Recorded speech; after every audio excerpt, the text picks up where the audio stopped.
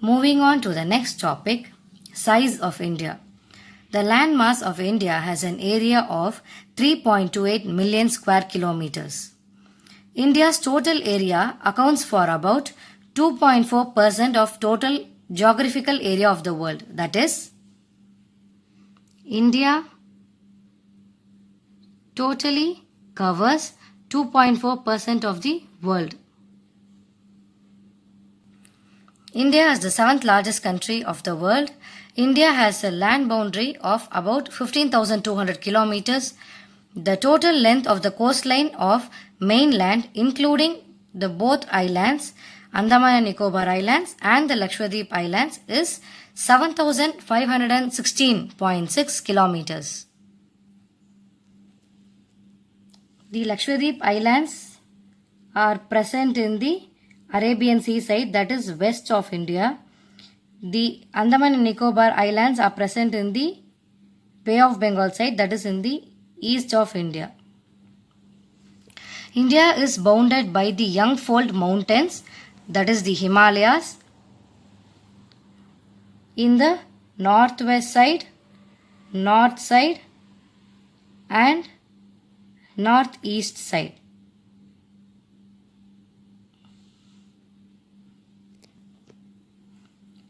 The south tapers.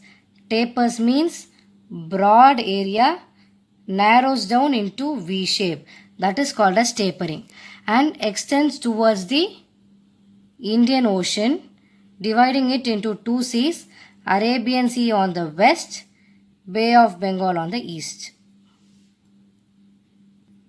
The east-west extent appears to be smaller than the north-south extent.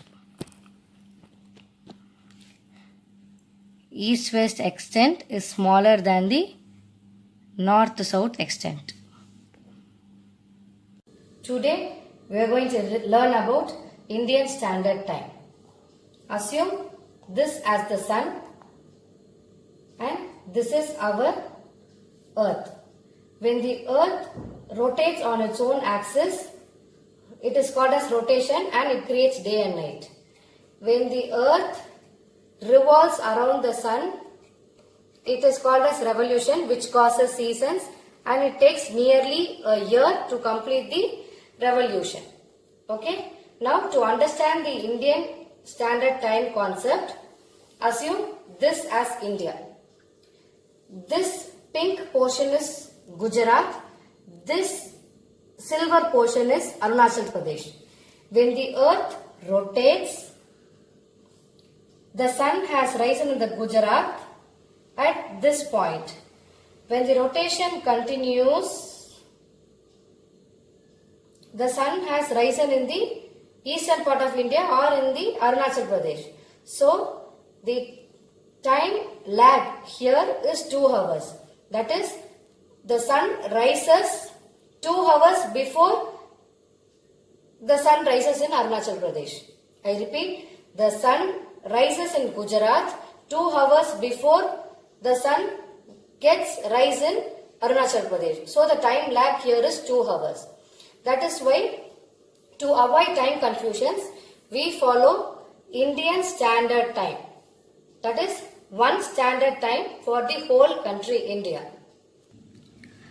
Hence, the time along the standard meridian of India, this is the standard meridian of India,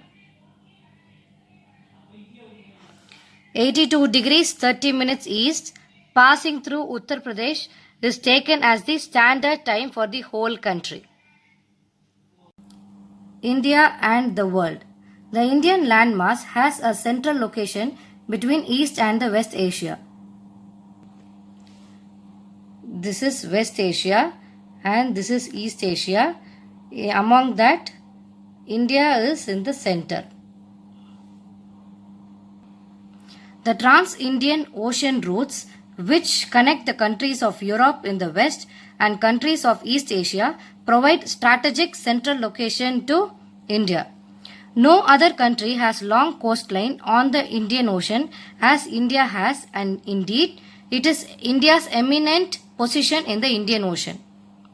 Coastline refers to the land borders that are near to the water bodies.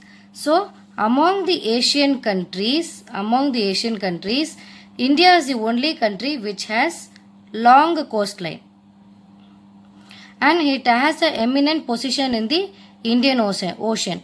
That is why this particular ocean is given the name Indian Ocean, because it is very near to India.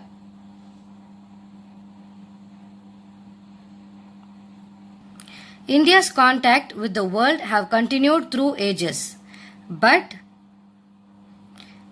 through the land routes are much more older than her maritime contacts. So, land routes were used more and before the sea routes.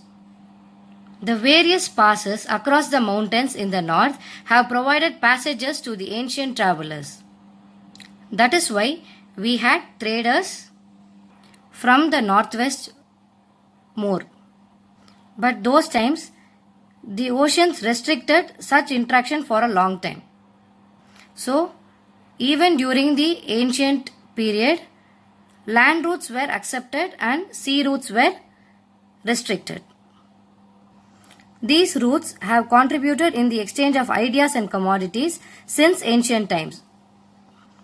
Some of the examples of exchange of ideas are Upanishads, the stories of Panchatantra, Ramayana, and spread of religions like Buddhism and Jainism were possible only through these routes. Some ideas also include the Indian numerals as well as the decimal system. Then products like spices, muslin, Indian herbs, silk were taken from India to different countries through these routes. Thus, the relationship of India with the other countries initiated during the ancient period itself and is getting continued till now. India is maintaining good relationship with the other countries of the world. Jai Hind. Thank you.